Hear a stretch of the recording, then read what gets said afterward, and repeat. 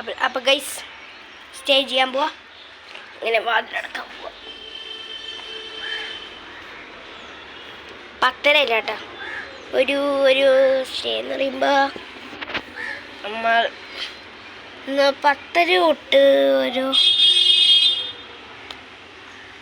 ഒരു മണി വരെ ചെയ്യുമ്പോൾ ഞാൻ 10:30 വെറുതെ വന്നാട്ടെ.